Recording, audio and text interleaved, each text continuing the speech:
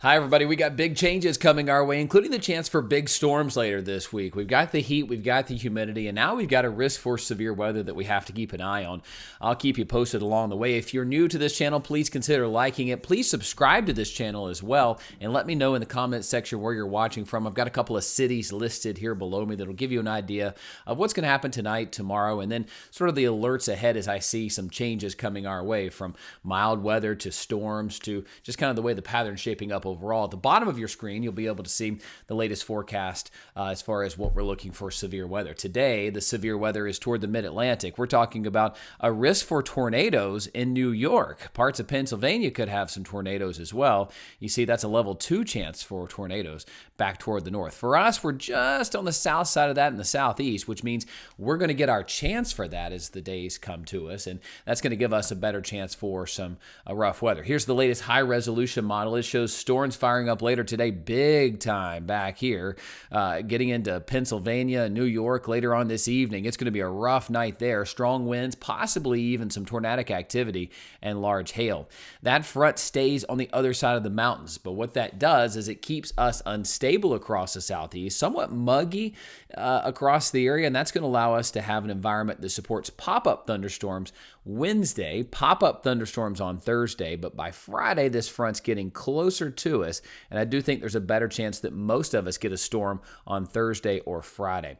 Let's show you the fuel for this storm activity because there's plenty of it. As we go toward tomorrow, building way back toward Tennessee, we're talking about CAPE, or convective available potential energy. That's fuel for thunderstorms, getting close to 3,000. For the Carolinas, we're talking about 1,500. That's plenty to give us a strong storm that is capable of some strong gusty winds or some hail.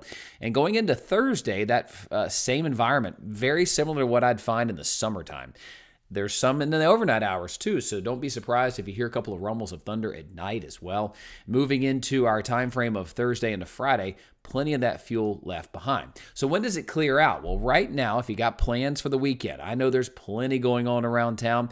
You're trying to get the pool open. You're trying to get some activities done, right? Well, this model, the European, wants to show this thing trying to come in Friday night, but also lingering into parts of Saturday. It's not really a clean sweep. But what it does is it kind of gets hung up and gives us additional showers and thunderstorm chances on Saturday. The other models do not show that.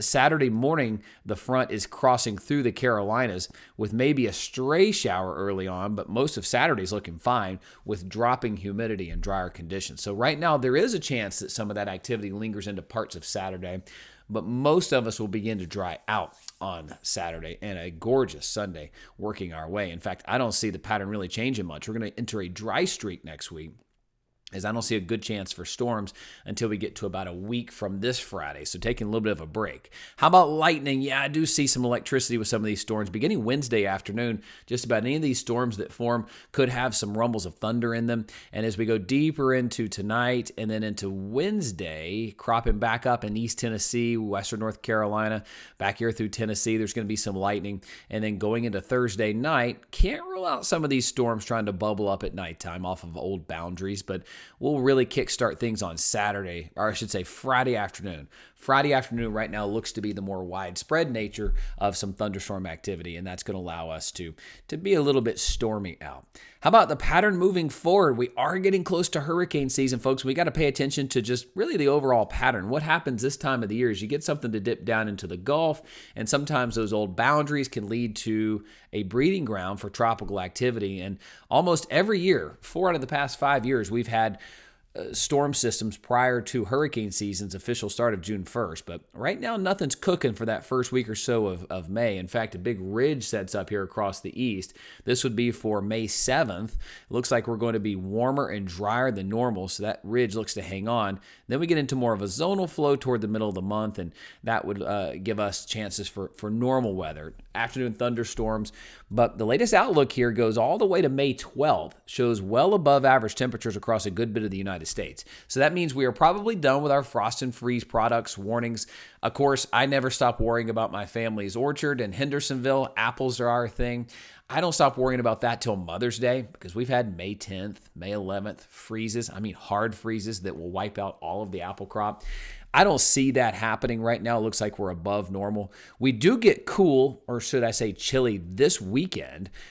Sunday morning will be in the 40s across much of the area, but no harm, no foul to the crops. And it does look like, because of that ridge I just showed you, we are going to be below normal.